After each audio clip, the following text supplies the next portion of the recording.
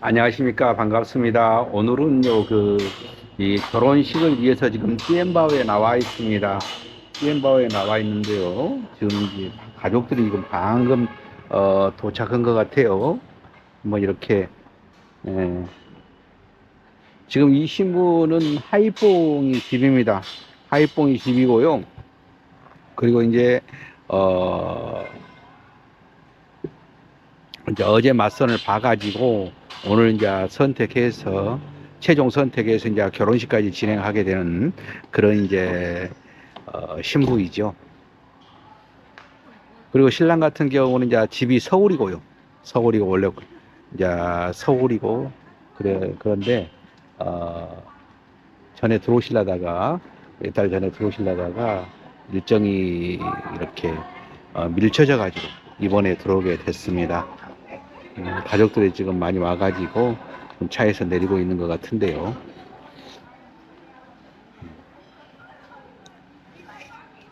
근데 이제 방금 내가 말씀을 드릴 때에 방금 이제 내가 이제 말씀을 드릴 때에 그런 말을 했죠. 어제 선택해가지고 오늘 결혼식을 진행하게 됐습니다라고 말씀을 드렸는데 이제 어제 이제 이 신랑 같은 경우도 그런 말을 하더라고요. 오늘 결혼식을 진행하면은 그 혼인신고가 돼버린 거 아닙니까? 라고 이렇게 말하더라고요. 그러나 그것은 이제 그렇게 아쉬운 분도 계셔요. 가끔 이제 상담을 하다 보면요. 그런데 전혀 그것하고는 상관이 없습니다. 혼인신고는 언제쯤 되냐면은 신부 같은 경우는 한 4개월 있다가 신랑 같은 경우는 한 5개월 있다가 이렇게 혼인신고가 됩니다. 신부도 마찬가지죠. 한 4, 5개월 있다가 이렇게 진행하는 것이고요.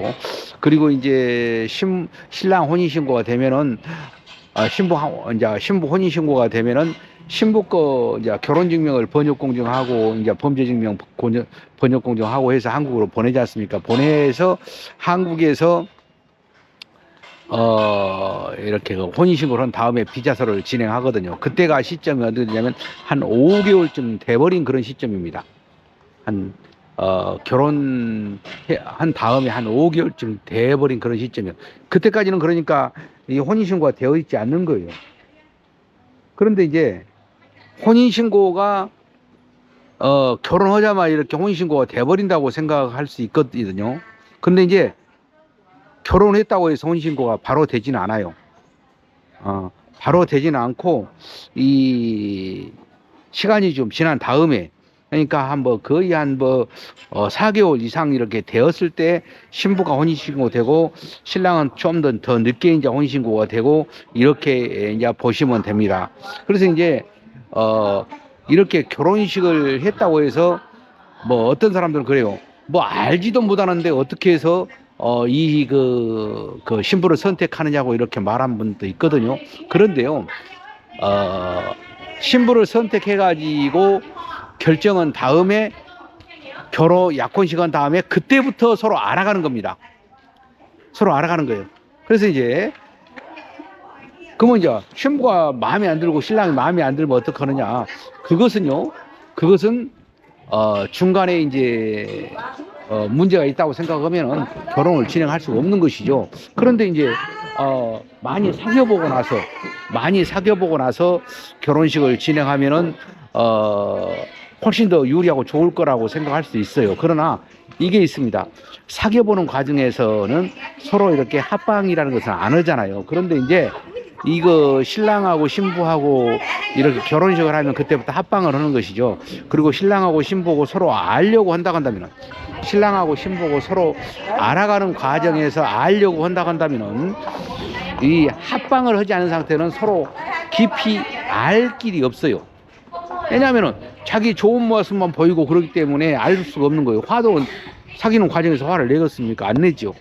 그런 상황에서 알아가는 그런 관계에 있기 때문에 쉽질 않다. 근데 이제 만약에 결혼식까지 하고 합방도 하고 그럴 때에는 신부에 대해서 뭐 속속들이 다 할 수 있는 것이죠. 저녁에 자다가 코를 고는가 그것까지 알 수 있고 이빨을 가는가 그것까지 알 수 있는 것이죠.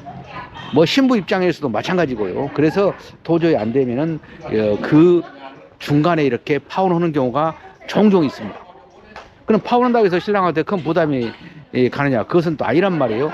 굉장히 신랑한테는 큰 부담이 가지 않고 될 수 있으면 이렇게 그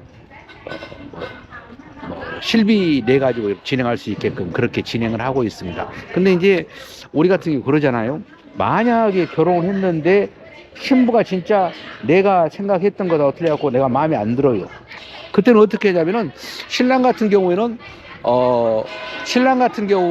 신랑이 이제 결혼을 이제 중간에 멈춰야 되겠어요. 그러면은 신부한테 200만 원을 주라고 이야기를 합니다. 만약에 혼인신고가 돼버렸을 때는 100만 원 더 추가해서 300만 원 주십시오라고 이야기를 하고 있어요. 예. 그래도 신부 입장에서는 좀 100만 원 갖고 그거 되겠습니까? 말하자면은 초혼인은 재혼이 되어버렸다고 한다고 했을 경우는 100만 원, 말이 100만 원 아무것도 아니잖아요. 그래서 이제 그래도 100만 원을 더 이렇게 더해서 300만 원 주십시오라고 이야기를 합니다. 그래서 두 분이서 합의를 만약에 해버리면 너도 싫고 나도 싫다. 이럴 때는 너도 싫고 나도 싫다. 그랬을 때는 어떻게 하냐면요. 그때는 뭐 이 자리 같은 거 없이 그냥 결혼을 중간에 멈춰버리면 되는 것이죠. 그러고 나서 회사하고 이제 또 상의해서 이제 재추진을 이제 하게 되는 것이죠. 재추진을 한다 하더라도 비용은 처음에 했었던 비용보다 훨씬 적다 이렇게 보시면 되고요. 뭐 신랑한테 피해가 가지 않게끔 그렇게 하고 있으니까. 근데 진짜 마음에 안 드는데 마음에 든 여성하고 결혼해야지 마음에 안 드는데 결혼을 진행할 수는 없지 않습니까? 그래서 이렇게 마음에 안 드는데 억지로 할 수는 없기 때문에 그렇게 한다. 그런데 그런 것들 예방하게 사귀어보는 것이 아니냐, 사귀어보고 이렇게 결정하는 것이 아니냐라고 하는데, 실제로 내가 봤을 때는 사귀어보고 결정한다는 것은 쉽지 않다. 많은 것을 알기가 쉽지 않아요. 예, 말도 통하지 않고, 어플 가지고, 번역 어플 갖고만 하는데, 우리는 번역을 한 60%만 믿고 나머지 믿지 마십시오라고, 이렇게 이야기를 하고 있지 않습니까? 아까 이제 번역기를 사용했는데, 번역기, 그런 말을 전혀 안 하는데, 너 나가라, 이런 말도 있다고 아까 그런 말 했었어요. 근데 이제 번역기는 믿지 마시라고 내가 말씀을 드립니다. 번역기는요, 10번 잘하고 한 번 딱 잘못돼 버리면 잘못된 것이 돼버리거든요. 그래서 번역기 갖고 믿고 이렇게 진행한다는 건 쉽지 않다.